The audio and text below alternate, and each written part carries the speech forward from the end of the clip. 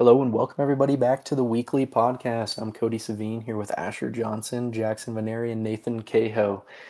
Make sure wherever you're following us at, wherever you're watching, that you follow us on all of our socials: TikTok, Instagram, YouTube Shorts, Spotify.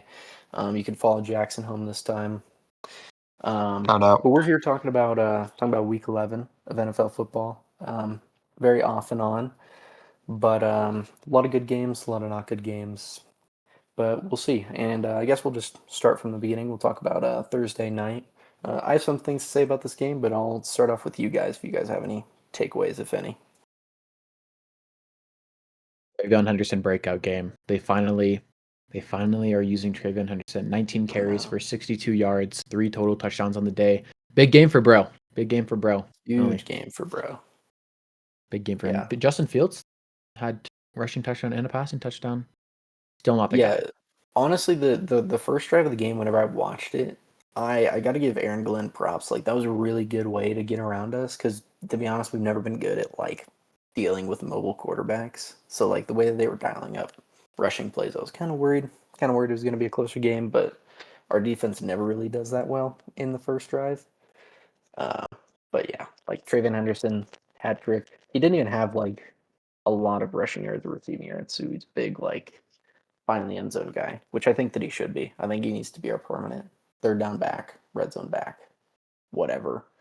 Uh, Drake May, usual. He only had one pass touchdown, but that's about it. 280 pass yards. That was great. Not my MVP. Oh, not your MVP. One touchdown, not my MVP. Sick. 4 Yeah, interceptions, my MVP. Travion Henderson is stealing all of them. I don't think we Jets. learned anything new from Yeah. this game necessarily that we didn't already know about either team, really. We knew the Jets coming into it are one of the worst teams in the NFL and that they don't really have a quarterback who can throw the ball. I think Justin Fields can use his legs, but we don't. I mean, this is the National Football League. This isn't college football, so running quarterbacks, you have to be able to pass in this league as well. And then Yeah. just going back to the Patriots side of things. They just executed in every aspect of the game, kind of controlled it. Drake May looked good. I think they relied on the ground game a little bit more, which was good to see, showing a little bit more balance there. Yeah. And yeah, Drake May's leading the Patriots to. I don't know if you guys have the one seed or not, or what the tiebreaker scenario is right now, but I and think you Mike guys Vrabel technically should do. be in Coach of the Year talks. Yeah. Broncos are the number one and have because they have a better conference record by one game. You guys are 6-2, and the Patriots are 5-2. Yeah. I think the big takeaway though is that we haven't been able to establish a run game like the entire season.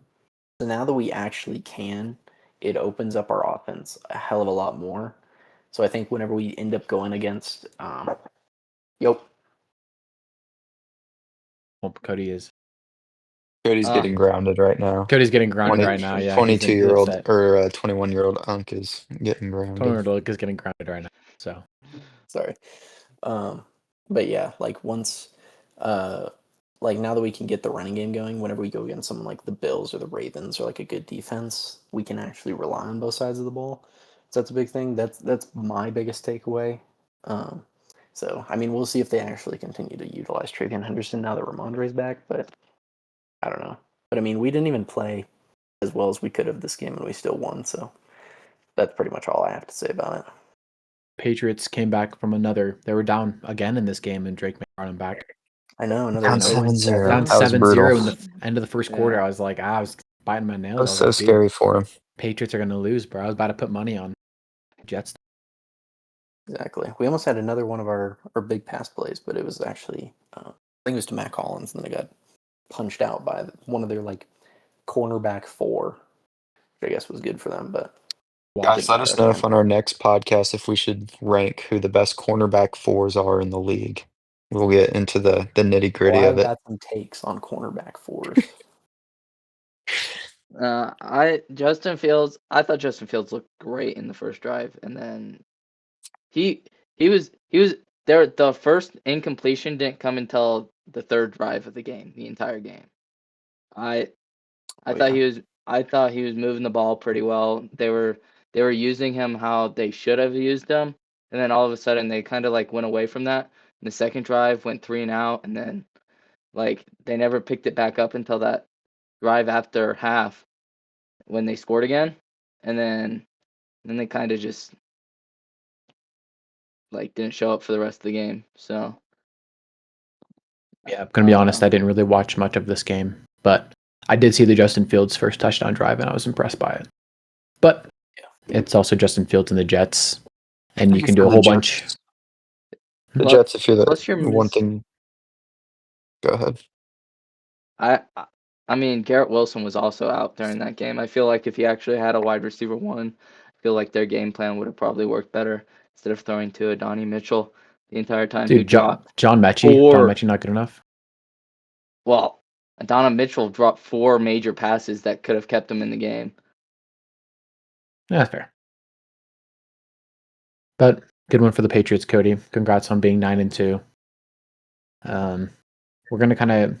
I don't think anyone really watched this overtime game in where was it in? Berlin? No, it was in Spain. Madrid. Yeah. Dolphins came out in overtime, won this game. But Another good win for 16, them. the good old 16-13. I made a good $10 on this game because I bet the Dolphins when they were losing. I didn't really learn much from this game. Gonna be completely honest with you. Devon A-Chain's still good. He's really the offense. Is Him and Devon A. Waddle. And Waddle. Dude, shout out Jordan Brooks, bro. Had 20 total tackles. Seahawks legend Jordan Brooks. Seahawks legend Jordan Brooks. He now leads Against the Seahawks league. legend Bobby Wagner. Dude, yeah, both Seahawks legends right there. Did you guys see that Bobby Wagner pass deflection in that game though? It Yeah, was like on the goal line. That's pretty good. But probably yeah, we can pulled kinda his skip back past- doing that. Probably. Not gonna be able to stand up tomorrow. I didn't really see anything about this game. I didn't really watch it because I wasn't excited for it, and there's nothing really to watch in that one. So I think the Commanders are they're a product of they didn't really attack in free agency, and they just kind of relied on the fact that they made it to the NFC Championship, which is something to be, proud of. Like that's a great accomplishment. You made it with a rookie quarterback in Jaden Daniels as well. But I think the problem is last year they were playing a last place schedule, and now this year they're playing I believe a second place schedule, place. and are relying on these old veterans on both sides of the football to kind of be their guys and be their playmakers, and it's not going to ever have success in the NFL unless your quarterback is Tom Brady or if your quarterback is Patrick Mahomes, whoever it may be, just somebody who can will you to a win regardless of who's on the roster. And I I think they just need to kind of chalk this season away. Maybe subtle tank, get a higher draft pick, kind of see where they can go next year with a healthy Jaden Daniels. Yeah, I agree. I think, yeah, the tough schedule's gotten to them, and especially when Terry hasn't played much this season, and Jaden Daniels has been injured the entire season. Basically, he's had a couple games, but I mean, you're losing your 2-star offensive players.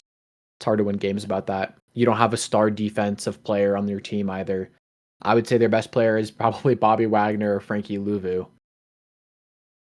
Unless I'm missing out on somebody. Who was the player that punched was it last week or something like that? Someone punched a player in this game. Oh, it was one of the It was one of their D tackles. Yeah, it was a D tackle. I don't Punched even know somebody. why. Was that that was last week, wasn't it? Yeah, Against that the was last week. Lions. Oh, it's I'm gonna find it. But I mean, But, yeah. Dolphins, they looked okay. I think they have some bright spots that if they can get over Tua, probably, I think they can do a lot Dude, better. But I feel like the Dolphins have so much potential. Go Yeah. ahead, Nathan. The Dolphins are 2 games out of the playoffs right now yeah, at but I 4 mean, and 6. the AFC is I so know, like- competitive. I don't see they make it, but I see what you're saying. I don't know. They could make a playoff push if they can try to win most of the remaining of their games, but I don't know. I mean, dude, they have easy games on their schedule. Not even gonna lie Do to they? you. Saints, Jets, Steelers, Bengals are their next 4. I mean, they So can probably easily win 3 against and Saints 1. Jets, Yeah, used to the Steelers. and that's probably. what they're 6-7 there. Wow, that's crazy. Yeah, but like obviously they're not winning the AFC East. They have the star player makers on offense. I guess if they didn't trade away Jalen Phillips at the Eagles, like their defense would still be pretty good. They have Minka, who's still a good safety. You just have a quarterback problem. Yeah. And I think maybe I said it earlier, just like in general, that Mike McDaniels is probably should have gotten fired. But I'm gonna take that back. I don't think he should have been. I don't think he should be fired at the end of the season. I think he should still stay as the head coach. Get him an actual quarterback that is not Tua, who has had 5 concussions in his career, and this team will actually do good. If Tyreek Hill stays on the team, like I don't know if he's gonna retire next season, if he's gonna go to free agency or anything, He but should retire, that injury is pretty bad. But in my opinion. I don't know. I have faith in the Dolphins' future just because of their offensive talent with HA and Waddle. McDaniel's system, though, is also a little bit tailored strictly to Tua, so I think it would be Yeah. interesting to see kind of, if they did draft another guy or went after, say, like a Kyler Murray in free agency or something like that. But, yeah, I don't know. Like, the Dolphins' offense is really, really good, but at the same time, I don't know how much of a difference just a slightly better quarterback is gonna really make. That's fair. I mean, I'm just thinking like Mike McDaniel's offense is all about getting the ball out literally as quick as possible and surprising defense based on speed purely. And then teams kind of caught on to that after the first couple seasons. I mean, I don't know. Yeah, it's okay to be built on speed and to, like, want to have a fast offense, but at the same time, if you don't have physical guys on offense, that's gonna Yeah. catch up to you down the road. Once It's people only gonna figure it last. out, Yeah. Yeah. not much you can do. But let's get on to the next game. Really interesting one, Broncos. another overtime game. We have the Carolina Panthers going into Atlanta and beating them 30-27. Bryce Young threw for 448 yards against the Falcons. He Bryce turns Young into owns Atlanta. Bryce Young Yeah. turns into prime Tom Brady against Atlanta because earlier I they beat him saw with 30-0 this season. Yeah, they I spanked saw him, they shut something him out. that Bryce Young gets an Infinity Stone every time he plays Atlanta, and that's the Yeah. only time he'll use it. And it's the only time that people are gonna be like, "Oh, dude, Bryce Young is actually a good quarterback," and then it'll keep his starting job for another 2 to 3 weeks, and then he has a bad game, and then he'll like I feel like that's just what he does. He has a couple he has one good week, and then 2 or 3 bad weeks, and everyone's like, "Oh, dude, Bryce Young might not be the guy," and then he turns around and he does crazy good numbers.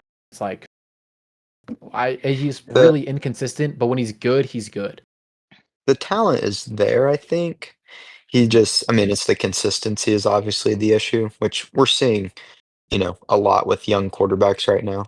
Um, but also this is what, his 2nd year with Dave Aranda? Yeah.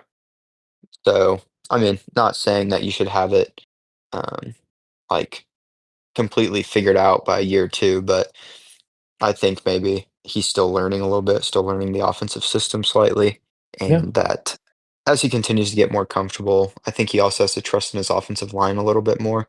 I mean, he needs to basically be like, look at what Rico Dowdle does every single week in and week out. He just runs the ball down everyone's throat and just gashes opposing defenses. It's like your offensive line is good at run blocking. Trust them and put some faith in them to be able to give you Yeah. some time to pass block. Because I feel like he has a similar problem to Bo Nick sometimes, where he's got happy feet and he doesn't look confident or composed in the pocket. But it's when he sets his feet and delivers the ball. I mean, it's a great looking ball. Yeah, I feel like you said that about a lot of quarterbacks, though. Just like if you give them a clean pocket, they're obviously going to make that throw. But again, like Bryce Young, how tall is he? Like 5'11", 5'10"? He's He's short. 5'10". 5'10", 204. Like I think he is the shortest quarterback in the league. Like Tyler's taller than him. Russ is taller than him. But I think getting him an actual wide receiver one, like his connection with Tet this season is constantly like improving more and more. And I think that's exactly what he needed. Like, I'm sorry, but you cannot rely on Xavier Legette last season. Like that was his only receiver. Or like Tommy Tremble, Jalen Coker, like those, like they're decent receiving threats, but you can't rely on them as wide receiver ones. You can't rely on them to make a jump ball, to get that separation corners like you can with Tet. I think that really helps, and obviously establishing the run game also helps out the passing game. We've known that from just football basics. Like the run game will always open up the pass game for teams, and exactly what's happening in Carolina.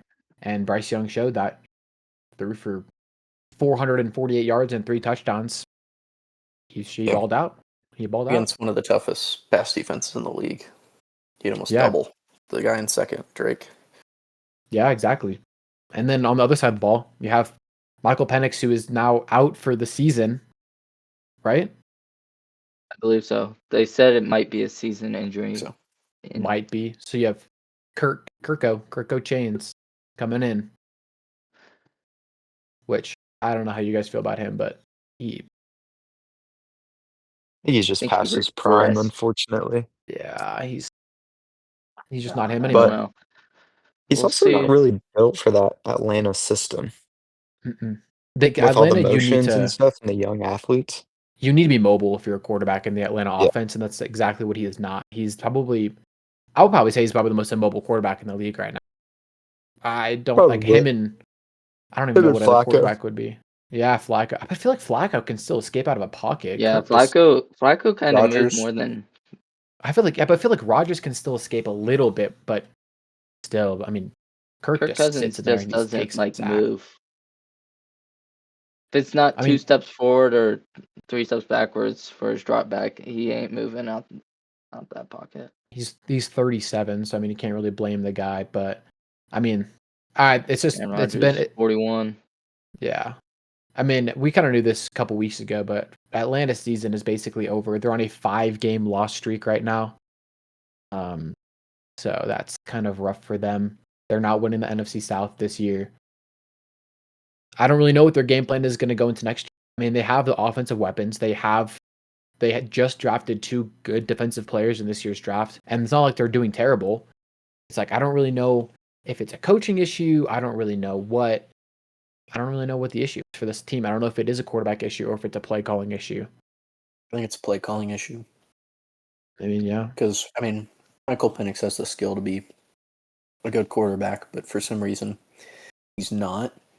Like, it's not like I go into an Atlanta Falcons game and I'm like, Michael Penix sucks. You know, it's not like how I look at Tua. But, I mean, I think if you get a better play caller around him, and with the guys they have there, obviously Bijan being one of the best running backs in the league, Drake London, top 10, wide receiver, and Kyle Pitts, who hasn't done anything ever, which I don't know. I don't think that's his fault. But He's yeah, the biggest hypothetical tight end of all time. yeah, like just the most athletic tight end to do nothing ever. Yeah. Or this just in: Cowboys saw CeeDee Lamb and George Pickens sat out in the opening series per coach's decision. Really? Yeah. Why? So I don't. Probably 'cause It they just were says coach's complaining all decision. week. Yeah, probably. Did you see that? Who was it that got benched? Was it Abdul It Carter? was, yeah, Because he Keon selected Coleman also for the Keon Bills. Coleman. That's who I was Really? thinking. Keon Coleman. Oh, he got Yeah, sat like just completely for the He whole got game. sat completely for yeah. And then I was seeing a thing that he was like just dancing on the sideline like he didn't care. I'm just like, Yeah. you have that attitude, and teams aren't. You're not good enough to have that attitude. Yeah. You know what I Yeah, mean? Like exactly. being late to team meetings, I think was both of their issue. Was they like weren't coming to team meetings, so they're really late. Just kind of a non-existent attitude of I'll do whatever I want because I'm this big athlete, and coaches aren't going Yeah. to go for that. I know Deion Dawkins called him out in the Bills locker room after the game. Like Good. straight up told the reporters like Keon needs to quit being a child. Like it's time to grow up. This is not his rookie year anymore. It's not, just some fun hobby. Like this is a job. This is a career. We're here to win football games. And if he doesn't want to be a part of that, well, then you saw today what would happen. I agree. It's just Yeah. getting crazy of what NFL players are just think that they can get away with their attitude wise, at least. Crazy. You guys have anything else to say about that game? No, not really. Not really. Bryce Another Young could be good, yeah. but yeah, go ahead. That's all. Oh, I was gonna say another Tyler Algier rushing touchdown taken away from Bijan Robinson. and I'm still upset about it every single time it happens. Dak just fumbled on the He's 15-yard taking line. it from Clint That's Kubiak's lovely, playbook. bro. Dude, I'll get to that later, but Kenneth Walker scored a rushing touchdown in the red zone, guys. Finally. Hallelujah. The week I benched him. Hey, you And still then, got all the right, dub though. still got True. the dub for Jackson. Jalen Juggernauts moved on to 2-9. Congrats, bro. That's nice. Big wins for the boy. I Right. need 8 points from Javante tonight, but it's not looking good if Dak I need fumbles. 20. I need 25 from Dak, and he just fumbled. So I need Yeah, Negative it's a sack 2. and a from fumble. CD. you So need that's how many, Cody? -3 for you, Asher. 24 to get 200 points this week. Okay, cool. Okay. Don't care. No one cares, Cody. Cool. My Next fault. game, Tampa is going into Buffalo and loses. Buffalo wins 44-32. Josh Allen puts the team on his back with 3 total touchdowns. 2 interceptions still, which they were not good interceptions.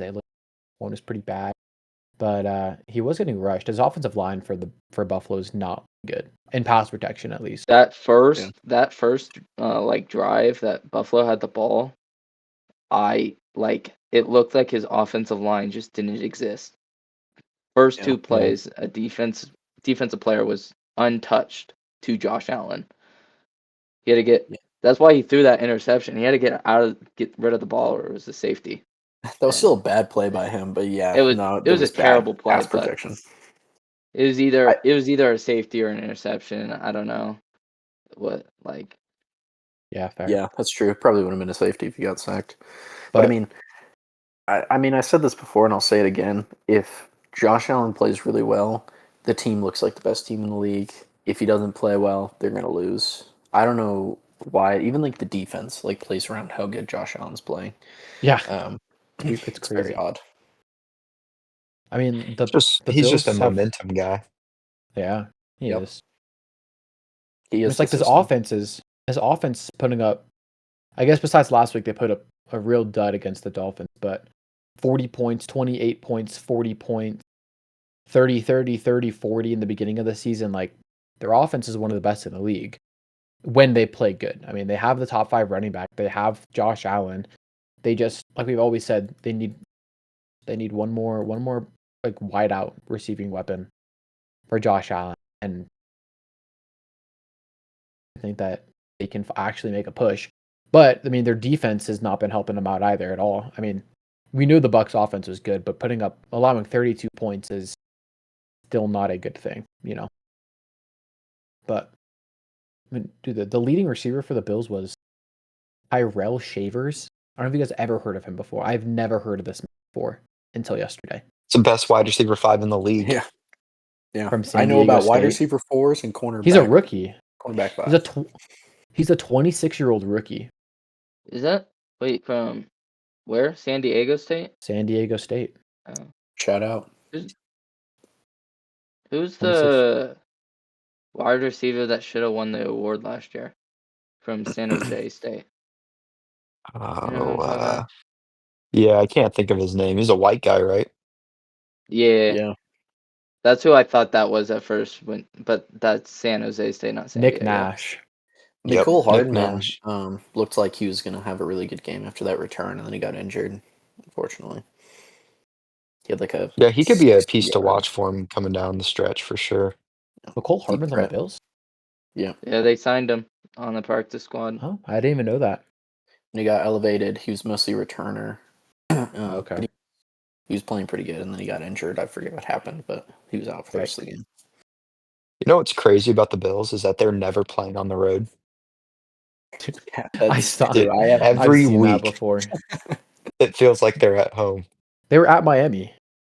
Yeah, but like that was an irrelevant game because they lost That's and fair. they looked horrible. It's like nobody At knew. Buffalo versus the Pay Chiefs. attention. At Every game that Buffalo means versus the something. Ravens. Yeah. Like all their high, Bro. like quality wins are at home. And they're at home against the Eagles, second to last game of the season as well. Yeah. Okay, so just get lucky whenever it comes to scheduling, and at home versus the Bengals. Wow. Do you guys think Baker Mayfield is hurt? There's something going on. Like, I don't know what happened between unless it's just a fall off like of him. But the beginning of the season to now, it's I thought I don't. I thought he was dealing with an injury in week 4 or 5. He had a shoulder injury that they just let him play through. think he was Yeah. injured a little bit during the Seahawks game. He still played through it. I think it has to be bothering him because he hasn't been playing nearly as well from when we first talked about it. I mean, we thought he was playing at an MVP level, and he's just Yeah. kind of fallen off. And I know injuries have hit them. No Bucky Irving, no Mike Evans, no Chris Godwin, and Ibuka just coming back the past 2 weeks. Like I know they've had those issues, But but they have also good like there's not pieces. really a guy who misses a lot of throws, Yeah. regardless of who Yeah, he's receiving for. He's a fairly accurate quarterback. but it's not like he's playing terrible either. It's just like some of the He's not throws playing just at like this level. seem interesting. Like Yeah. in the Patriots game, he had 0 turnovers, 3 touchdowns for like 300 and something yards. Like that usually wins you a game in any other circumstance besides the Bucks allow probably some of the most points because they're always in a shootout every single week. Yeah. So Something should be said about I know Todd Bowles gets a lot of credit for his coaching job in Tampa Bay, and actually, I do think Todd Bowles is a really good head coach, but he's also the defensive coordinator, and people seem to not really mention that, like what you were saying, Nathan, the Bucks are always in a shootout every single week, and it's like, maybe it's time he needs to give up play calling duties to his defensive coordinator. Maybe it's time that they I don't know. What are your guys' thoughts on that? Maybe if um, Mike McDaniels gets fired, he should go to Tampa. But I do agree. Yeah, but what would that do for the team? Yeah, though? Like, I what wouldn't would do it do how for the anything with does that. that defense? help Tampa Bay? Oh, you're talking about the defense? Yeah, We're never talking about the mind. Yeah. defense. Their Yeah. offense is fire. I mean, They have the defensive weapons that, like you said, like just aren't playing that well. So, I mean, yeah, I think it's a play calling problem as well that needs to be worked on. I think after next week they play the Rams on Sunday Night Football. We need to see how that game is and how they can Where's stop that a game? Sean Is it McVay. in It's Tampa? in LA. In LA. I'm gonna dude, sneaky Tampa Bay win there. Rams are Really? flying high right now. They're, coming off the Seahawks win.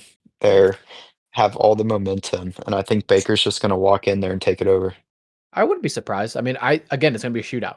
That Like feels like a Buccaneers, that just feels like a Buccaneers shootout win it feels game. like a Yeah. Baker Mayfield MVP statement, kind of bring him back into the odds Yeah. type of game. It's such a Baker Yeah. Mayfield game. Yeah. But I But, don't know. I I think mean- it was a good win for the Bills. What are they now in Yep. the? Let's see where they're at in the division. They're just one game. They're 2 games behind the Patriots. 1.5, But- I think. 1.5 or no? No, now they're They're 2.5. Well, because they have 7 wins and you guys have 9, but they also have an extra loss. oh yeah. So, however that math goes out, but the Bills still face the Patriots later on in the season, and their only other, I would say, hard matchup. I guess they have a couple other matchups, but they face the Eagles later on in the season.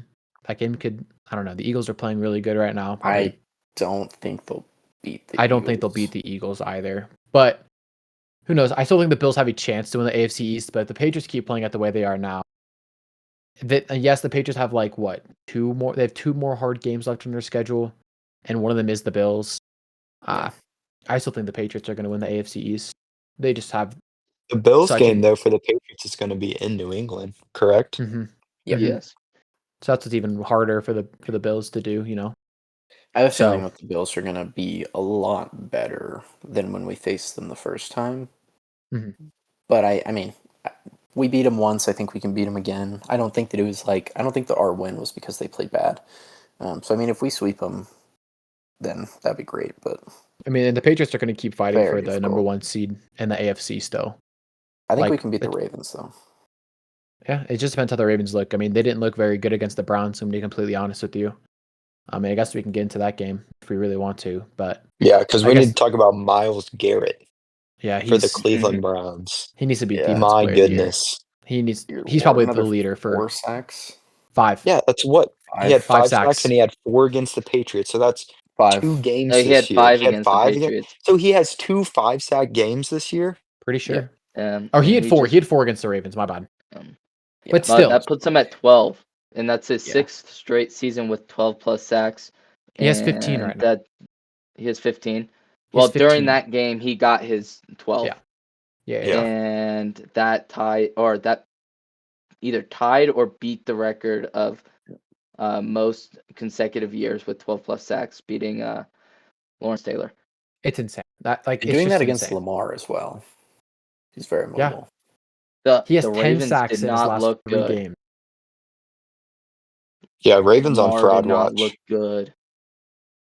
And I mean, the Ravens never do well in the playoffs either. So I see them missing at this point if they can barely beat the Browns.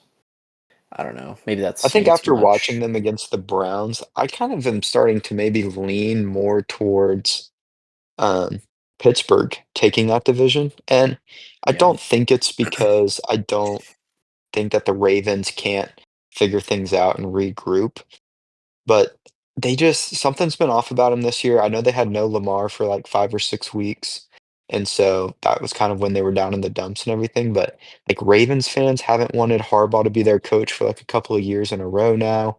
The offense has definitely taken a step back. It does not look as dynamic.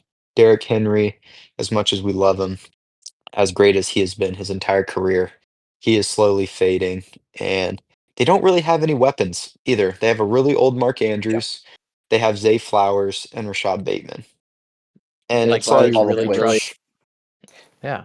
I think Zay Flowers would be a wide receiver 2 on maybe half teams in most the NFL. teams. Yeah, most Most teams. teams. I mean, Yeah. the thing with the Ravens is they just have an easy schedule Yeah. for the last 3 games of the season. They Jets, still have to Bengals, face the Bengals. Steelers. Yeah, they still have to face the Steelers twice. So it's like If they If can win they- both of those games, they lock I up the division. take Like them. they're 1 game back from Steelers, and they have Jets, Their last Bengals, 3 games are Steelers, difficult. Bengals. Yeah, and then you go in New England, or no, you go it's Yeah. at In New home, England. or it's at home. Then it's at Oh, yeah. Packers, at Steelers. I mean, that week 18 is going to decide the division, more than likely. You know. I mean, they're on a 4-game win streak. They've beaten good defense. They beat good defenses. They just beat the Vikings and the Browns, who I would say we could all agree have at least a top 10 defense in the league. Yeah. They beat Yeah. the Bears, who is on the up and up. I mean, they're 8-3 right now. 7-3. They're 7-3 right now. 7-3. The I mean, Bears it's are not like probably. Actually, I mean, we can get into that later. But We can talk about the Bears later, but I have some words about the Bears. That's okay. I don't know. I think the Ravens will still make the playoffs. I think that they can, just because of their schedule coming up later in the season. And I still think I have faith in Lamar. He will beat Steelers twice still. But that's what I think of the Ravens. And the Browns, Pittsburgh's obviously. defense has just been playing a lot better, though. That's true. They've stepped it up a lot. they're a lot healthier. They're a lot healthier. But Rodgers is I hurt. was told that so- Shador lost the Browns that game. Nah. Well, we can talk about Shador. The game was I mean- lost with Dylan Gabriel as quarterback anyways. We cannot act like Dylan Gabriel was going to win them that game. No, but Shador is worse. I mean, I was sitting here saying this, that they started Dylan Gabriel for a reason, and that's because he's a better quarterback than Shador Sanders, and that just showed it. Like, he didn't play good at all. There was not a single time I looked at Shador Sanders and said, yeah, he could start in the NFL. There was also like Not once. 4 to 5 dropped, straight up easy drop. It's like, yes, there's that. So like, if you're looking at the box score, obviously Shador doesn't look good. Game wise, yes, maybe the throws could have been a little more accurate, but it also came out after the game that was Shador's first ever plays with the first team rep. Like ever. Like The not even in defense got practice. his interception. I mean, yeah, that's what I'm saying. I'm saying like, what kind of coaching staff has the backup quarterback? That's when that's your first time playing with the one. That's come on. That's terrible. I don't know. Like- I see both sides of the equation, or the storyline, I should say. Like, I don't necessarily think Shador played great. I don't think he necessarily played bad by a Cleveland Browns quarterback standard. But the problem that you're having is you have the Shador truthers and the Shador haters. And what it really comes down to is that Kevin Stefanski and the general manager didn't really want to draft Shador Sanders. Yeah. That's why they took Dylan Gabriel in the 3rd round. But then their owner stepped in and was like, "Hey, you're drafting Shador. You have no other choice." They made the pick. He went to Cleveland, and the story goes on and on. And so people can't be mad at the Browns organization for handling the Shador situation like they are doing when they didn't want him in the first place. Yeah. Now, I'm not saying that's right. I don't think that's the way you should handle it, and I don't think that's how a professional organization or a team should be ran.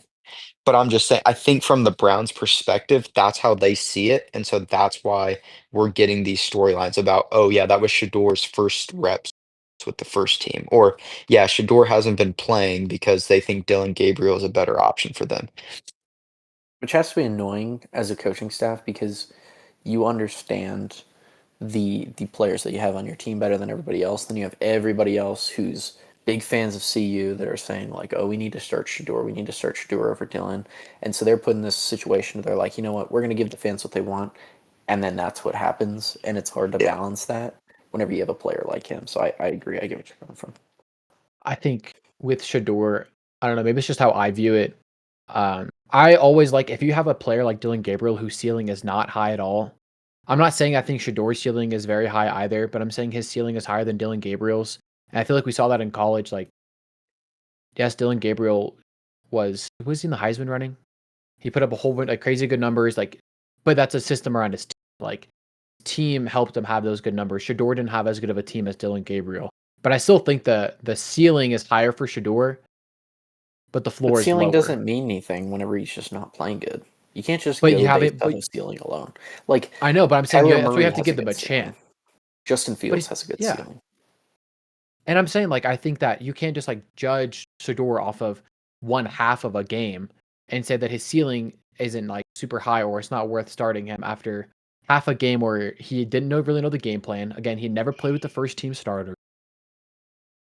I just think that they need to give him a chance, and I think right now it's showing that Shador is in line to start next week because Dylan Gabriel's in protocol. So I think Yeah, we'll I'm see not judging how he Shador off actually just plays one next game. week. I'm Obviously, I not think either. I'm on the same wavelength as you are, Asher, but at the same time, I think everybody in the league is going to find out fairly quickly kind of where yeah, Shador stands in the quarterback hierarchy of, um, the National Football League. Because I think people are treating him like he's a first round pick, like he's eventually going to start. Like how yeah. Drake May started behind Jacoby Brissett, and it was just a matter of time until he started. I don't think that's how it should be looked at. I think he's a No, backup quarterback that, yes, I think should have had more reps if he was the QB2, but I think that people are just going to continue to be like, unless he plays a horrific game next week, because I think he'll probably start like it's just going to take a few games for people to kind of realize where Shador actually is in terms of playing in a real game. I think that's fair. I mean, he was a 5th-round pick or 6th-round pick.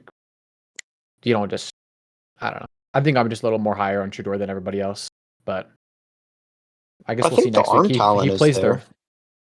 Yeah, his I thing don't know is if he can't everything manage else a is. pocket. He can't manage a pocket. Yeah. I mean, you saw in preseason he took way too back. So Which he should know how to manage a pocket, considering his O line at CU is non-existent. yeah, it was terrible. It was garbage. So we can move off of that game. See you next. We got Houston versus Tennessee. It's a slugfest. You can kind of nothing really major happened. I mean, Houston won 16-13 on a game-winning field goal. Texans defense obviously is going to stop the Titans. Cam Ward didn't look crazy good, but then again, it's just storyline for the Titans all year long. They have nobody on offense to help out. Their offensive line is terrible. Their defense also Calvin isn't very Ridley's out for good. the season. Oh, he is? That's confirmed? Yeah. Yikes, there goes him on my fantasy team. Time to drop it. But, Who is? yeah, I don't, Okay. Calvin Calvin Ridley. Ridley. He broke his fibula. Well, Damn. and there goes another Not like pass he's too catcher. much anyway. He just got back from injury too, so Or that's what I saw. I don't know how true that was, but I got a notification saying something about him being out for the season. So Eric Anamar season. rookie year, rookie break. Well, I want to hear what Jackson's take Xavier. is on Caleb. Oh, go ahead. I want to hear your Oh no, take I on was just Caleb talking about Williams. the Xavier Estrepo for the Oh, Titans. yeah. That's his time to shine. Yeah, I'll talk about the Chicago Bears and the Minnesota Vikings. Shout out 9 first and foremost. Yeah. We're 9 One heck sucks. of a last drive, but wow. I mean, I was watching him before, and at one point the screen said he was 10 for 27 for 54 yards. Like, I'm sorry. I don't care if you call me a box score watcher. That's just not good at any level of football, regardless of what is happening on field. And I know it's not really drops because your receivers are Justin Jefferson, Jordan Addison, TJ Hawkinson. Like, I'm not buying this. Oh, his receivers weren't making the right plays. Oh, everybody's just dropping passes because like that's not what was happening. But Yeah. I actually did really like his last drive. I thought, wow, the Vikings are going to win this. Brian Flores is going to call a great, series against Caleb Williams. And then Caleb Williams had other plans, or I should say, sorry, Devin Duvernay had other plans with his kickoff return. Kickoff return. That's set them up in prime position. But I, I saw something where Chicago is now being proclaimed the comeback kings. And I would just like to know why leading 16-3 in the fourth quarter is that's a comeback win for them. They think comeback is just like any win where they have a It was- game-winning drive is where they're going to say Yeah, they're it the was- comeback kings. And I mean, it's Yeah, it was happened the because past they were down and had a game-winning drive. That's why. 3 weeks in a row. 3 weeks in a row, it's happened to them. They've blown the Did lead Caleb 3 times in a Williams row. even attempt a pass on the final drive? Yes. Mm-hmm. Because I thought they kickoff return and then just No, he did ran. not. No, they Yeah, didn't. yeah, they just Like, ran the people- ball. Yeah, So People how? were praising Caleb Williams this game, and I don't see why he didn't play that well. So why is he considered? I don't know. I wouldn't consider that his game-winning drive. Just let Bears I fans would- have it. It's just Been a so long. Bears. Yeah. It's a Bears. It's just a Bears Shot win. It's not a game. Caleb Williams win. It's a Bears win. Yeah, Bears fans looking think- for anything. where I'm at on Caleb Williams currently is kind of what we were talking about last week. I'm not going to go to the extent that you said, Asher, about how he has like this top 3 ceiling in the NFL. Like, I don't believe that for 1 second.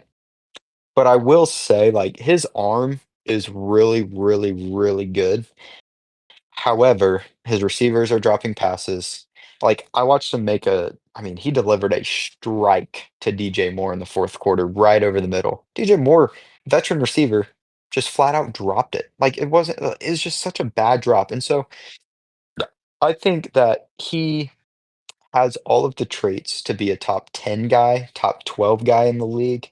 I think Ben Johnson is the right coach for Chicago. I think the culture is good in Chicago. The offense has looked better, although sometimes the operation of the offense is still a little rough. Like, I think they're sometimes lagging behind getting the play in, or Caleb Williams doesn't really know what he's looking at. But in terms of talent, it's there. And I'm ready to say that. I will say the talent with Caleb Williams, like, he's figured it out a little bit. He's an NFL caliber quarterback. I would want him on probably over half the teams in the league. However, he still needs to prove that he can win games on his own, in my opinion, before he can be solidified into this crazy ceiling range or into this top 10 conversation. I think just he doesn't did have that though X-factor. last week against the Giants. I think that's exactly what he did. He won them that game against the Giants. Like game winning drive on the touchdown run. That's for the 17 comeback yards. king. It's the comeback king, yeah, bro. Whatever. Well, they were down. What were they down? 20-10, and he had 2 back-to-back touchdown drives, a 91-yard touchdown drive to win them the game. He had a 29-yard scramble in that second to last drive. I mean, he's been playing like he has shown me that he is a good enough quarterback to win football games when he needs to. And you have Ben Johnson, who's the play caller that you need whenever the game comes down to a last drive, that you need a good drive to score. Ben Johnson's the one guy. He's probably one of the best guys to ever to have. Like, I don't know any other people I would choose other than Ben Johnson for a game-winning drive, just because of how smart of a guy he is. But and I also, think Caleb Williams' matchup with him is good. Like, they're a great fit for one another. yeah. I mean, but also I'll say the Bears overall still aren't that great. They haven't beat anybody good at all. The 3 games that they had with good teams, which are the Lions, the Ravens, and then the Giants again, or not the Giants, the Vikings, they lost. And they're beating teams like the Saints, the Bengals, the Giants. Like, I do think that Caleb Williams is very good, but I don't think that the Bears are, as a whole, a team with the ability to make a playoff push. We're about That's to find fair. out because That's their fair. back half is brutal. Yeah. I mean, right? They're what 7-3 right now. What do they have next? They have Steelers, Eagles, Packers, Browns, Packers, Niners, Lions. they can Minus the easily Browns, drop. I don't know if they win another game. I don't see it. They might lose to the Browns as well. I can see them beating the Steelers at least. I mean, yeah, I think maybe, I think they but can beat the Steelers and the Browns. And But with the the way rest the of that Packers is are playing right brutal. now, I could probably see them maybe splitting with the Packers. But every other game, Packers aren't going to keep letting it's a that loss. happen. I think that they're going to play much Fair. better. Especially when the than the Packers Lions. need to win. That's fair. I don't know. I'm still high on Caleb Williams. I want to ask Nathan and Jackson, would you guys rather have Caleb Williams or Bo Nix right now? Like if you guys just completely just like swapped, who would you have? Bo Nix. Okay, why? Why would you have Bo Nix? I mean, if we look at the Broncos Chiefs game, Bo Nix outplayed Patrick Mahomes. I think personally. I would agree. I don't think, and I don't say that as like, oh, I don't think Nathan's saying that as like he outplayed Mahomes and Mahomes was playing like fantastic. Like I think Mahomes didn't play very well, but I would agree with the statement that Bo Nix outplayed Patrick Mahomes. I would agree with that. I would say Bo Nix also outplayed Patrick Mahomes. I also do want to say Patrick Mahomes' receivers also had an incredible amount of drops, like crucial drops. I think Patrick yeah, but Mahomes you could really also only say had that one about Denver. Yeah, I bad mean, I beat, could. and that was that Like we lead, interception. we're second in the league Yeah. in drops right now. I'm just saying in that game, I saw multiple times on third down, the Chiefs receiver should have dropped the football on those third downs. Now, I don't know if that could have led to points, and I'm not saying the same thing like the Broncos receivers also didn't drop footballs. I'm saying that I feel like it's a common theme in Chiefs games this year. Mahomes' receivers has dropped balls in crucial situations. That interception from Mahomes was terrible. That's both of them. Not like yes, the one got called back. That was a pick six. He wasn't even throwing to the guy that got held. I'm pretty sure. So and he just threw it straight No, it's to on the opposite Jahdae side of Barron. the field. Yeah, so he threw it straight to Jahdae Mhm. Barron for a pick six, and it's like Yeah. he got bailed out there. Should have had 2 interceptions. Yeah, But I think the only I just drops wanted- that need to be happening for the Broncos is on the GM side, dropping Riley Moss's white ass because he sucks. He Dude, could have lost you the game, right? Yeah. But I mean, Going Jackson, what do back you to think about? the Bo Nix, Caleb Williams discussion. It's tough because as a biased Broncos fan, obviously, and like being invested into whoever we have, regardless of how they're, unless it's like Paxton Lynch or somebody, then it's like, okay, yeah, I'd rather have anybody else in the NFL than Paxton Okay. Lynch as my quarterback. Mhm. But I don't think that, I think you can argue that Caleb Williams has a higher ceiling. I don't really think that's like a deniable thing. But in terms of how they're playing currently, like, I don't really think there's that much of a difference. I don't, I and I'm think not sure that Bo Nix going to Ben Johnson's offense would change anything, and I'm not sure Caleb Williams going to Sean Payton's offense would change anything. Like, I think they're just kind of like fair. made for who their coaches are. They have a similar skill set. I think Caleb Williams probably has a stronger arm, and he makes some crazier plays, but Bo Nix is more the safer guy. Like, I don't really see much of it making a difference. Like, I don't think Denver would have a different record, but maybe by like 1 or 2 games is all if Caleb Williams was quarterback and vice versa for the Bears. Fair. I mean, that's. I think CeeDee Lamb Caleb touchdown Williams, shout out. dude, let's freaking go, bro. I need more points for Dak. I think I would have the slight edge to Caleb just because I think he has a better arm than Bo Nix. I think Bo Nix can sling the ball down the field crazy. I think Caleb Williams is just a little more accurate when it comes to that deep ball than Bo Nix. I think rushing like capability, I think they're both about even in my area. Maybe I would give the edge to Bo Nix because of what I've seen and just the way that he can scramble and how much he's just like he's just broader. He's just a bigger guy than Caleb Williams. And I feel like he can take more hits in that sense. But I think it's close. Cody, what do you think? I don't know. What do you think about that? Who you I would have? think Unbiased, obviously. Caleb Williams is a much bigger asset for the Bears than Bo Nix is for the Broncos. But I do agree that looking at it from just a pure like gameplay standpoint, it's hard to choose either way because they're both have an offense built around them. But I think that a lot of the Broncos winning has been attributed to the defense, while I think a lot of the Bears winning has been attributed to Caleb Williams and the offense. So that'd be my only distinguishing thing.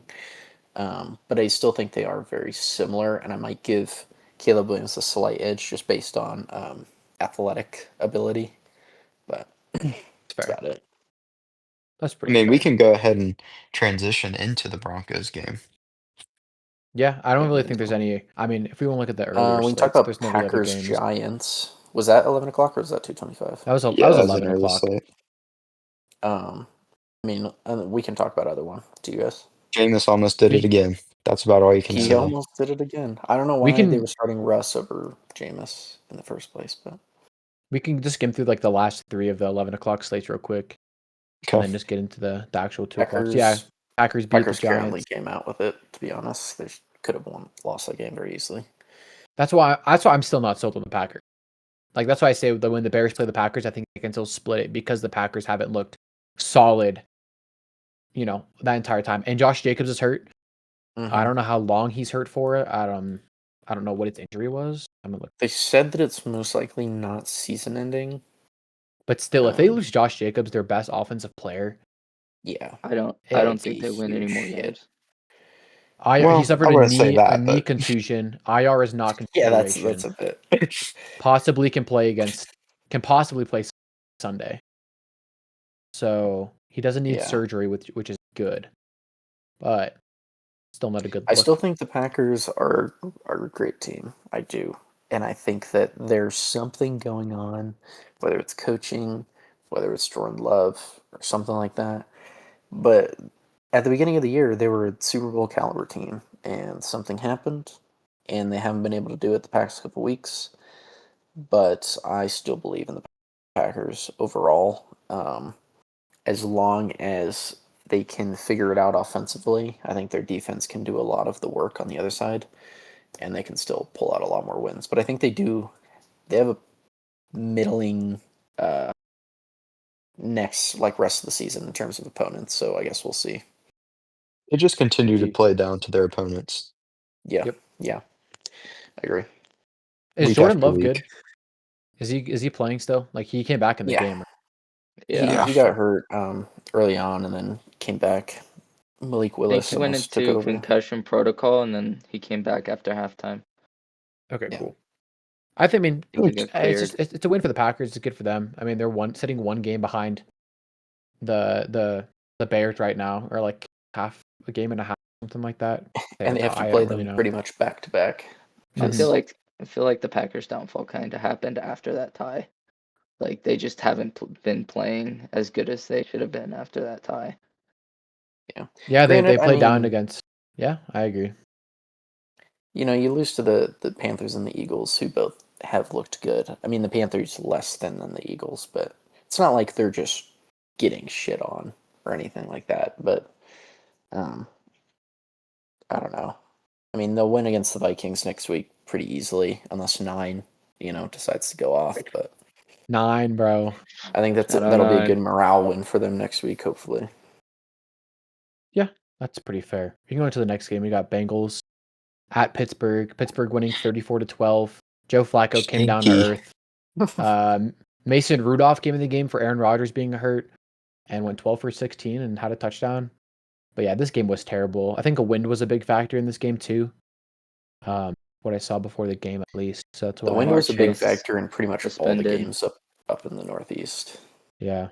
I mean, Steelers put up 34 points. It's the Bengals defense, though. I guess I can't really say anything Yeah. about that. They play the Bears next week, though, in Chicago. I still think that'll be a good game for both teams. Steelers too? Yeah, it's in Chicago. So see how that one goes. And then the other game, guys, Hold I on, have to. Nathan. Oh yeah, go Nathan ahead. said is Jamar Chase suspended. Oh Yep. yeah, dude, rip your fantasy team, bro. It's fine. We can win without him. We don't need him. Then you play Mason next week. Yeah, But Rondell will fill in his shoes, and Bucky Irving, come back yeah, hopefully. Bucky's coming back, bro. It's good for you. But they play the Rams, so I don't know. Oh, GG's cooked, buddy.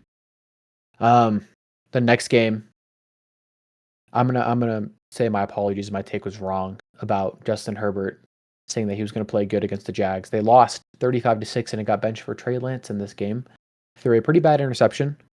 And I don't really want to talk anymore about this game because I also didn't really watch this game. Bayshaw Tootin had 74 yards and a touchdown, and Etienne had 73 yards and 2 touchdowns. Trevor Lawrence So still I didn't play started the great. Chargers defense. They had an interception. That was the only good thing that the Chargers defense did. But and they -3 didn't do points. anything with that That was your interception. mistake. So Jacoby Myers, leading receiver for this team, had 6 targets, 5 for 64.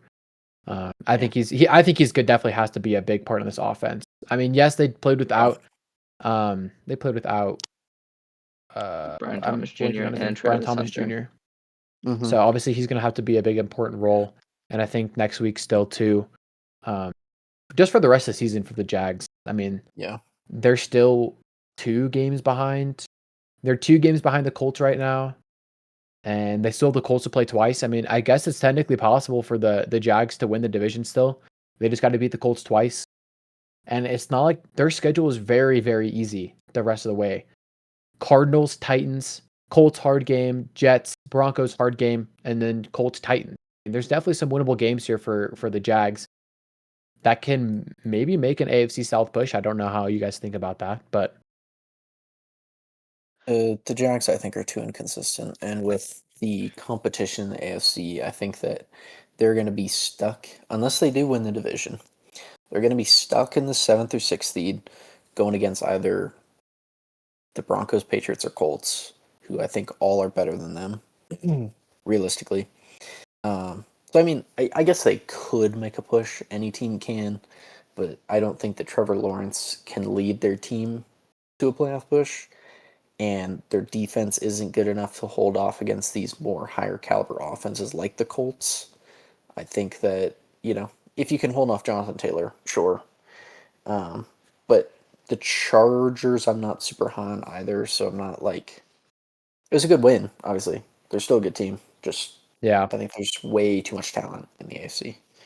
I agree. I just think the Colts have a pretty rough schedule. I mean, for the rest of the season, that's the only reason why I think the Jags could win it. I mean, they play the Chiefs next week, then they have to play the Texans still twice, which is a good defense, and we'll see how Daniel Jones plays against them. And they play against the Seahawks and the Niners.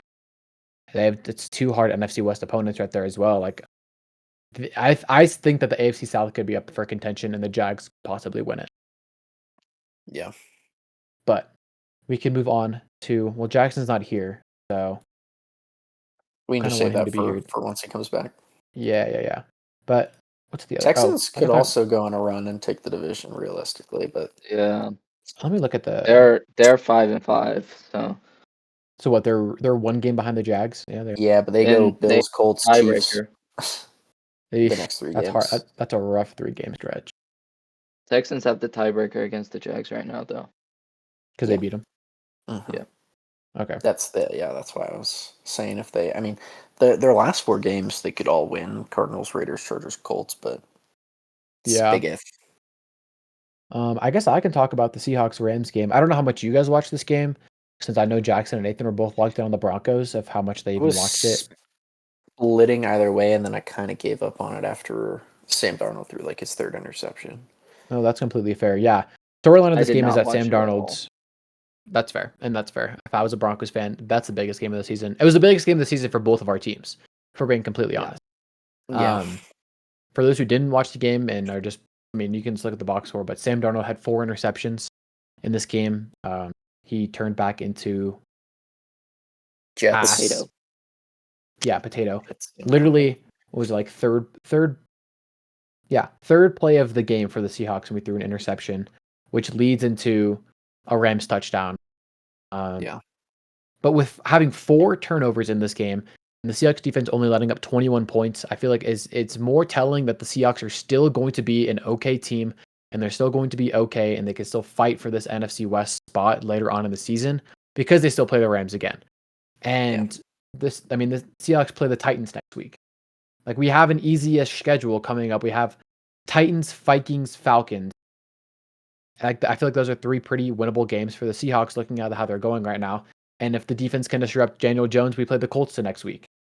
And I mean, I still have faith in this team. We had a 62-yard field goal to win the game.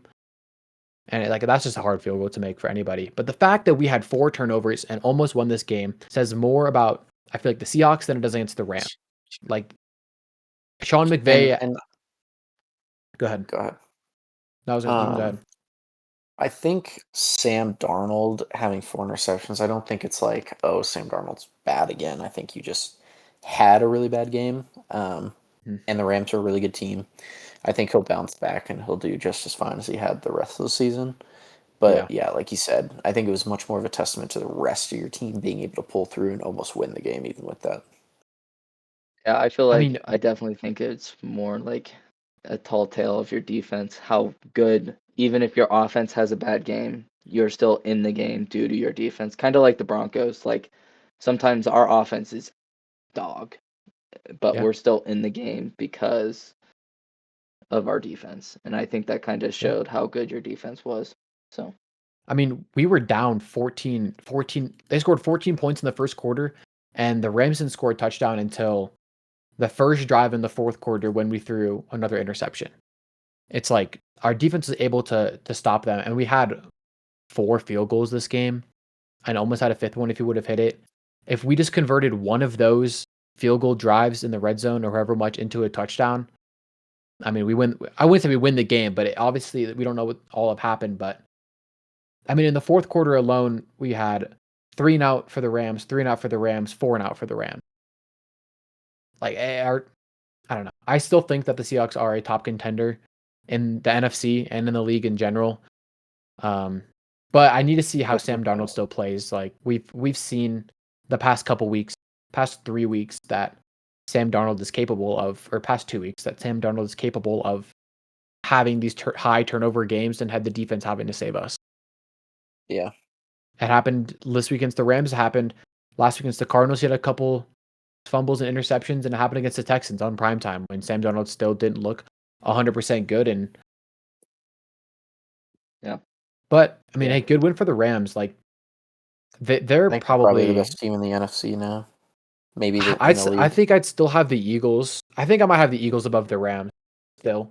I'm not maybe not still, but I think I'd have the Eagles above the Rams. Just because I think the Eagles are more of a complete team. Yeah, I agree. Stafford is playing on an elite level right now. And they don't really have that many hard games left on the schedule. Panthers, they have to play the Cardinals twice still, and they play the Panthers and the Falcons. It's like, yeah. But that's kind of what my take is. They played the Niners both already and split with them, so I don't really see the Rams losing to the Cardinals any of those divisional or conference games. But that's kind of what my take is on the Seahawks. But Jackson is back. Are you back for a good for now? Should be, yeah. All right. Well, if you and Nathan want to take over for the Broncos game, what your guys' thoughts on that was, go ahead. Because obviously everyone knows the Broncos got a big win over the Chiefs. Nathan, do you want to go first? Yeah. I thought our offense looked somewhat sustainable. I wouldn't say that it looked great, but I also wouldn't say it looked bad. We kept driving. We had our first 2 drives, we got to the red zone. We couldn't finish the drive, but we were able to get down there. I think we only had like 4 punts, I think, the game. 1 second. I don't know. I felt like we had a lot better offensively this game. I think Bo Nix looked a lot better as well than he has in the past couple games. Yeah. I think some of the big takeaways is obviously people are going to look at Bo Nix's stat line and be like, well, he didn't throw a touchdown, but he didn't turn the ball over. He threw for 287. I think that's just kind of the game and the game 295, sorry. That's kind of the game and the style of play that you need out of him down the stretch. If you're Sean Payton or if you're a Broncos fan, I think Sean Payton actually managed the game really well. for the most part. I know coming out of halftime, he had one of those sideline interviews, and he basically said, "Yeah, this is the style of game that we wanted. They're more of a first half team. We wanted to get into this back and forth slugfest, whatever, with penalties all over.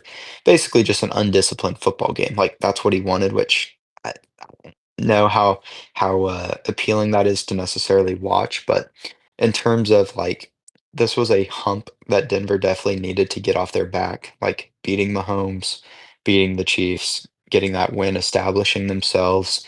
I thought Bo Nix played great. I think that he made all the right throws when he had to have them. I thought Troy Franklin was great, minus his 3 drops that he had. And I thought the defense is, I mean, you just know what you're going to get with the defense every single week. It's the same story every single week. They're the best defense in the NFL. And I mean, you can have your caveats to that for other teams and whatnot, but they show up every single week. The defensive line is insane. The secondary is insane, even while missing Pat Surtain. And I just want to give a shout out to Jaquan McMillan, 2 sacks and an interception, big time nickel play from him. And I believe I that's the think, first time in NFL history that's happened for a corner yeah, to have which an is just interception and crazy. 2 But sacks. I if the Broncos offense plays like it did against the Chiefs on Sunday, I am all in on Super Bowl contenders. I'm not saying they're going to win it. I'm not saying they're going to get to the Super Bowl, but I definitely think they can win one. I agree. That's where I'm at. I felt at like some point I also felt like the refs were trying to change the game. There was 20 total penalties, 10 on both sides. Not saying it wasn't an even call. It's just like some of the flags just felt on both sides felt unnecessary at Yeah, some they didn't point. really let him play. Yeah, which kind of sucked. But I mean, I don't know. The league's kind of got soft. Taunting calls are bad. I don't think we had any.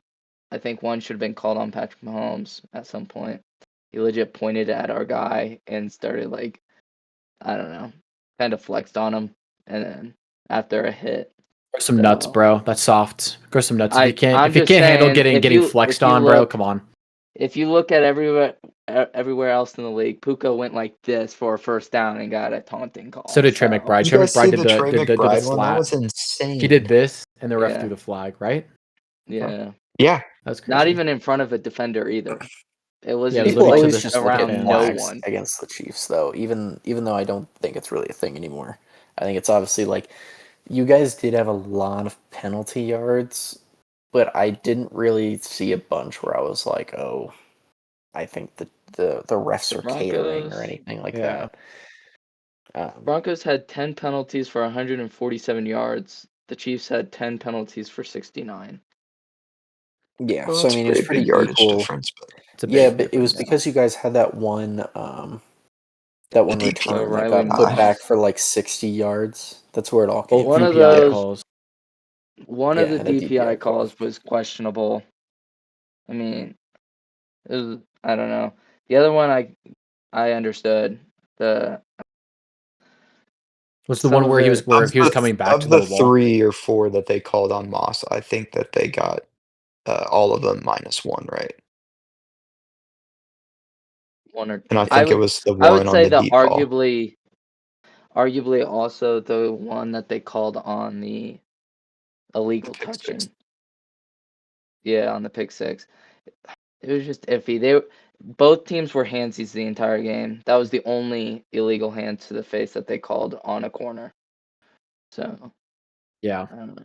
I And I think it would have changed the game completely if they counted that pick six.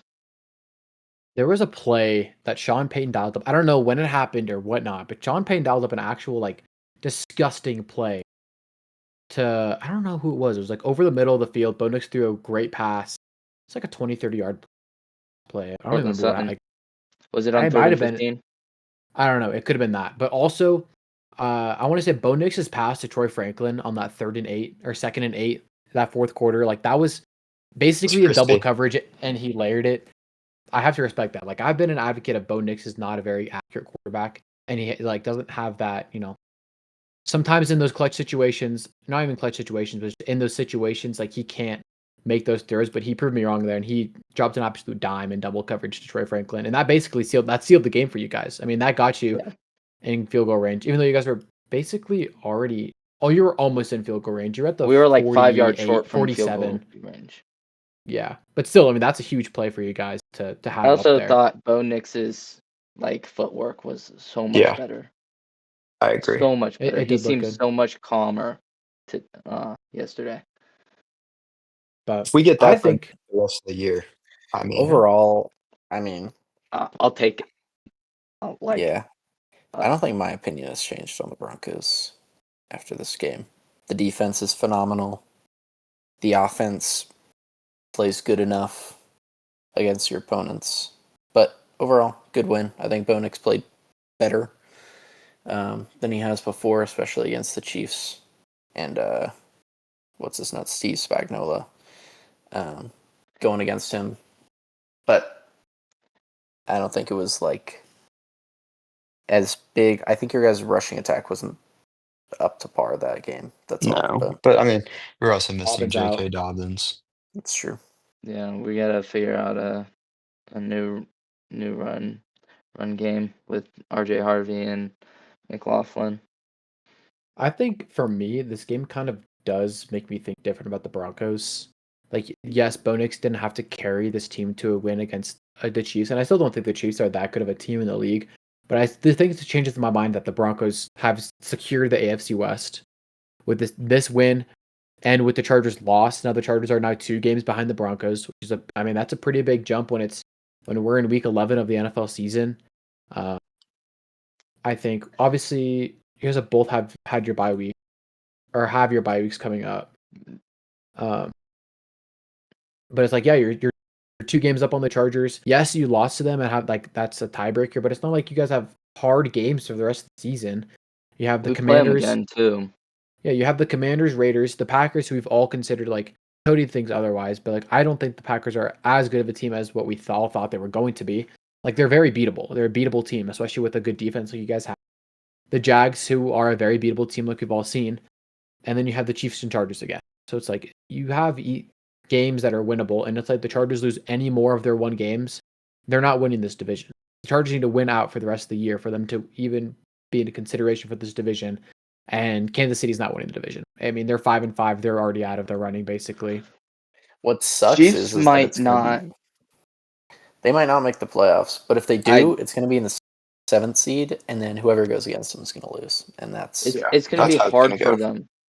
It's going to be hard for them though, because they have tiebreaker losses to the Jags, who are the 7th seed right now, the Bills, the Chargers, the Broncos, and who was their other loss? The Eagles. The Eagles. So they have four teams that are all wild card possibles if the Broncos can't hold on to the division. But I do think we win this division. And they have the Texans, who are also in the wild card now. They're the 7th seed right now, is the Texans, and they play them later on in the season as well. Mm-hmm. But so if they can't win that game, they don't see them making the playoffs. Something needs to change for the Chiefs, and I don't know what it needs to be. I also want to put out the fact that the 2 times Bo Nix and Patrick Mahomes have played, Bo Nix has outperformed Patrick Mahomes. Last year in Kansas City, we should have won that game if our field goal wasn't blocked, which sucked. But I believe Bo Nix played better than Patrick Mahomes that game as well. We're not trying to start a Bo Nix is better than Patrick Mahomes narrative, are we? No. it's a divisional game. They always play. I'm just saying we should Chiefs. be 2-0 when Bo Nix has played Patrick Mahomes. Nate, you should just say Should Bo be Nix is and better what than is Patrick very Mahomes, and we can different. clickbait. Yeah. You should just clickbait and say, I think Bo Nix is better than Patrick Mahomes, and boom. When we play, I don't know. I mean, obviously, you're going to play at your best against the Chiefs. That's your biggest game of the year every year. That's every team's biggest game of the year, I feel like, is against the Chiefs. Like, everybody treats the Chiefs game as it's their Super Bowl. Exactly. If Patrick Mahomes didn't throw that interception, they probably score, and it's probably a whole different story. They win. Patrick Mahomes outplays him. So I will say that it's one play away from being a completely different story. I don't think that it's a clear cut like That pick six, Broncos are always going to play better than the Chiefs. Like the momentum has shifted or anything like that. But I'll take the win.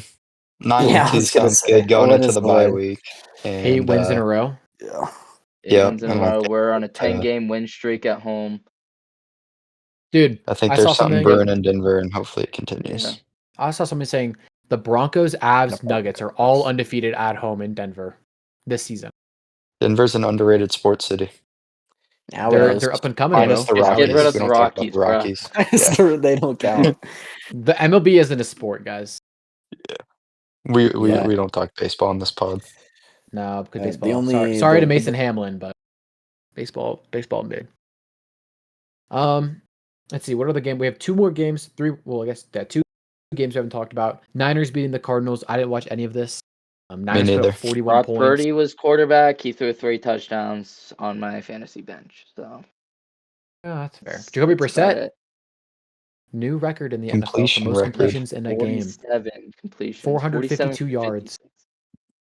And still got blown out. Michael Hey, man, Wilson. it's not your fault when your defense lets up 41 points. Yeah, I got 2 Michael words Wilson, for the you. real MVP. Michael Wilson.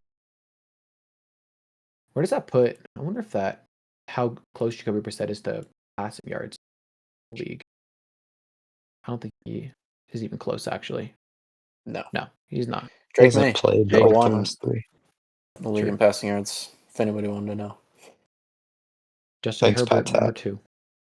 Pat's You're that, yeah. But I will say, I made a hot take last week talking about Mac Jones needs to be starting. I think Brock Purdy must have watched the podcast because he was not letting that shit happen. So I'm taking it back. I don't think that way anymore. But It's just such a good system, though. I mean, Kyle Shanahan is just his offensive system is so good that I don't I really could think go it in was there a and score a bad take. It touchdown. was just like Brock Purdy is Brock Purdy, and they paid him that money for a reason, even if he's only marginally better than Mac Jones. Yeah. But that's one of the best Brock Purdy games I've seen in a long time. True. True. Brock Purdy I would has agree. looked They get to pretty go. mid. They play the Giants next week. Dude, that's I going to be a good believe. game. Or the Jets. It's the Giants or the Jets. Yeah. It's one of the New It's York teams. It's the Panthers. Here you're talking about the Cardinals or the Niners? The Niners. They play the Panthers. I lied. I'm sorry. Who Close. plays the Giants? Not the Niners. Cardinals? Someone. Yeah. I don't know. Someone on my fantasy team plays the Giants. I don't know. Oh, there The we go. Now we're Cardinals- Nice. That makes Okay. sense. It's not the Cardinals either. So The Cardinals, even though Jacoby Brissett put up those numbers, had basically a negative run game. So it was Yeah. all through the air. So obviously there's a reason Yeah. why he had 47 completions. Michael Wilson is just ball hogging. Defense non-existent. The Cardinals are just, I don't even know. They're not a good team at pretty much every area. They're gonna have to trade Kyler Murray. I don't see a way around it. I think And the Kyler's on his last 49ers? deal of his contract. Yeah. 49ers are still when they're good, bro. healthy, can make a push in the playoffs always. It's They're just, still scary. injuries. See, we got Last one game of the night. more. Detroit at Philly. Philly comes out with the win, 16-9. I think this Nathan is frozen. I don't know if it's just me or not. No, But he's just sitting Yeah, really he's frozen still. on mine. okay. He looks like what's the movie No, he where is like frozen. the people Oh, there we go. Whatever. So he's back. I think this game solidifies Philly as I'm gonna say it probably the best team in the league right now. And I don't think I did not. That's- I watch think it's the game. close. It's not crazy. I think it's close, but Eagles have the most complete team in the NFL. I think them trading for Jaden Phillips, was a great. is Yeah. Jalen was Phillips. Jalen Phillips was probably one of the best trade deadline move in the offseason. And it happened immediately. Like you saw it in the Packers game. Even though he had like 6 days to study the playbook, he was still making 7. plays defensively. And and now in this game, he had a sack on Jared Goff and he had a couple crucial tackles. And they hold the elite Lions offense to 9 points. But I mean, I said this last week where I said that the Lions, when blowing out a team, look like the best team Yeah. in the league. But if it's a close game with the Lions, they don't do well. And that Yeah. held up here. You know, with whenever you have a great team like the Eagles, they don't perform. And I mean, what's his name? Dan Campbell goes for it on a fourth down, 4 times, and then doesn't get it 5. any of them. They had 5 times, 5 and they go turnover 0 on for downs. 5. And it's just like, Uh, at some point, you have to play differently because of the team that you're going against. I don't know. Yeah. I think I said this. Jackson has to go, so he'll say his farewells. But I've said this a couple weeks ago. You cannot let Jared Goff throw the ball this many times in a game. He went 14 for 37, a touchdown and an interception. And I think we all know that this is not the Lions' play style is not to pass the ball. They need to dominate the run game. And it just didn't happen. And it showed that that's their flaw. Their flaw is you have to make the Lions be down in the game, force them to pass the ball, and get to him that way. Yeah. And yeah, again, I mean, I thought it was a not like- tough watch at the beginning of the game. it's It not was like just Jalen Hurts played good either. It was punt, interception, field goal, punt, punt, punt in the first quarter. Yeah. And then it was punt, downs, field goal, touchdown, end of half. Yeah. Nothing happened, and Hurts nothing didn't happened really in the play play. well. He played probably as mid as you can be, legitimately. 14 for 28. Yeah. 135 passing yards, no pass touchdowns. He Saquon played. Barkley, Yeah. I mean, He well, played he as played good well. as he needed. He played as good as he needed to win this. And Yeah. that's how the Eagles play all season long. Mm-hmm. That they don't need Jalen Hurts to do all this crazy stuff. They just need him to do the bare minimum, and that's what wins them games because their defense is so elite and they have the offensive weapons around them. Like they have Saquon. Yeah, he only had 83 yards on the ground, but it turns into points. And when your defense can force those fourth down stops and you get in good field position and you can get the field goals, that's all that matters. But Shout I out, was impressed. Yep, dude. go ahead. Shout out AJ Brown, bro. 11 targets. They said AJ Brown. You said that they were writing you off. forcing it. Yeah. Yeah, and I'm not going to complain because I had him on my fantasy team. Now you only had 49 yards, so maybe next week you got to step that up a little bit. But Yeah, but I was impressed. The Lions on one drive stopped the Eagles twice in a row to force a turnover on downs from a tush push. yeah, It was dude, like it seemed third like and they one, fourth and one. finally got something going. Like they found something. Yeah. I also saw that the refs called a false start on the Eagles on the tush push when it wasn't. When When it the wasn't? When the Lions player fell down because one of the linemen was moving, like the Lions player's hand was on top of the other guy's hand, and he like tried to move it off, and the Lions player fell, and they called a false start on the Eagles. I saw that, Interesting. but But yeah, overall, I mean, it was going to be a close game. Eagles pulled it out like they usually do. Even though they haven't played as explosively as they were last year, they're still probably going to make it to the NFC Championship. I don't see a world. Well, I mean, I do see a world. I think there's a lot of good teams in the NFC, but I they'll just probably think that squeak out a couple wins. their only losses, their losses to the Giants and a fluke game and the Broncos, who we've already established as they're one of the best teams. Like, yes, that loss to the Giants was terrible. Like that was a bad loss for them. But like since that loss, they put up 28 points against a good Viking defense. They blew the Giants out, had 38 points, and then they beat the Packers and Lions in back-to-back weeks, which we all thought at the time could possibly go either way for both of those games. And they play the Cowboys next week. I'm expecting another high-scoring game out of the Eagles here, just because the Cowboys defense is pretty bad. And they still have to play the Commanders twice. That's pretty much 2 free wins for them. They're at least at 10 wins right there. And like that's enough to basically secure the NFC East. No one's really in contention for that division right now. Who's even in second place? The Cowboys are in second place with 3 and 5. Like the Eagles could literally sit their it's gonna be starters the 4 rest and of the 5. season. 4 and 5 after tonight, Pop. But that's 4 No, games. It's 4 games of a head start Yeah. right now. And if they just they could beat the Commanders twice, go 10 and whatever, and just sit the starters for the rest of the season. Like that Bills game at the end of the season, I think they might just play because it might come down to for NFC conference, like if they're the number 1 seed in the NFC, which probably will. But Yeah. I mean, they could probably just sit their starters the last 2 weeks of the season, last 3 weeks of the season, and they'd be fine. I mean, they're still going to win their division just because the NFC East is that terrible. Yeah. But Definitely. you guys have anything else? I just realized the Lions are out of the NFC right now. Like they're out of the playoff picture. They're 6-4. Like they're not even in the playoffs right now. Yeah. It's just so competitive this year. It's crazy. Yeah. I want to bring this up. The Panthers are 0.5 games away from the Buccaneers in the NFC South. That's crazy. And they still played the Bucs twice. So I mean, hey, it's possible for the Panthers to win this division, which I said in one of my hot takes at the beginning of the season. I will say that. I made a TikTok about it. Yeah. But I don't know if you guys have anything else to say about the NFL. Week 11. No, I mean, it was a pretty uneventful, but go ahead, Nick. I wouldn't say uneventful. I feel I like mean, there I was guess a for, lot like, of I feel like big there was a game. lot of games that like really show where teams stand in the league.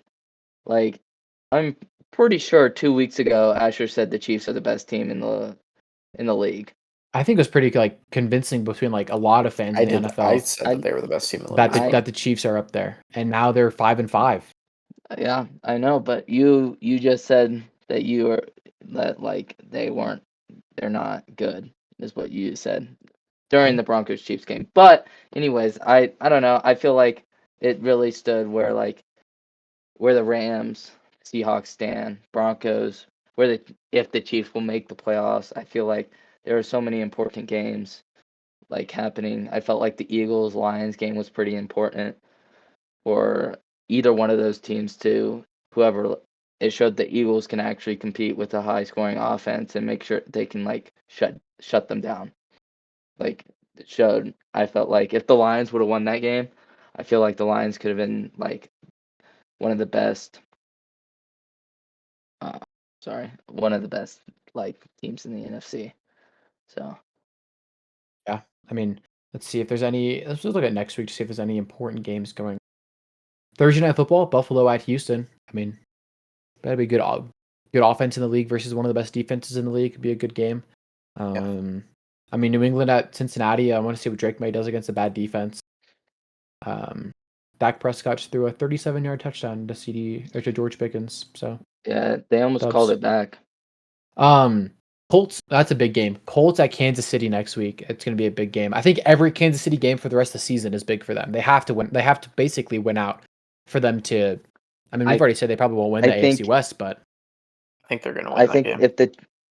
If the Chiefs lose against the Colts, the Chiefs Season's don't make over. the playoffs. Yeah, you can't be There's going 5-6. There's no way you can win, especially with all the wild card teams right now. Like let's say that the Jags end up taking the South, right? That they still have to outplay the Colts. Yeah. To have that tiebreaker. Like all the teams that are in the wild card spot right now have the tiebreaker of the Chiefs. So the Chiefs are not going to be able to enter that, even if they have a good enough record to be in there. Yeah. And then we finally have a good primetime game, hopefully, with the Bucks at the Rams. Hoping that's a good game. And another Monday night stinker game where you have the Panthers at the Niners. So I don't know what the NFL likes on these Monday night football games, but don't worry. I mean, Monday night after that's going to be an absolute heater. And the Sunday. Probably, bro. Patriots Giants, if you didn't know. What is when? Next week? Broncos Commanders Sunday night football on week 13. That's going to suck. What's week 13? Oh, Denver, Washington. Broncos Commanders. Dude, Sam Darnold. Dude, okay. That's Thanksgiving week. Thanksgiving week has a load of games that are insane. Texans Colts will be a good game. Sam Darnold revenge game against the Vikings. Thursday you have all the good, Thanksgiving games. Green Bay at Detroit. Joe Burrow's return game against Baltimore. Ooh. Yeah. And Jamar Chase is back. So we got some His good games wife. coming up, and I'm excited for to see what the NFL is looking like. Yeah. So Cody, if you want to close this out. can do Alrighty, that. well, if nobody else has any other takes, we'll close it out right here. Thanks again for watching. For those of you who decided to get your little monkey brains off of doom scrolling and watch a podcast for once in your life, thanks for sticking around. Like I said at the beginning, make sure to follow us on all of our socials. We'll keep doing this every Monday. They usually come out next day, Monday, Tuesday-ish, so look out for it then. Try spicing it up, try a few more things here and there. We've just kind of been getting our baseline here our last few weeks, so we'll get a lot more content going on our other socials, but other than that, we've been the weekly FourCast. I'm Cody Savine, along with my other hosts as well, and see you later. Hey guys.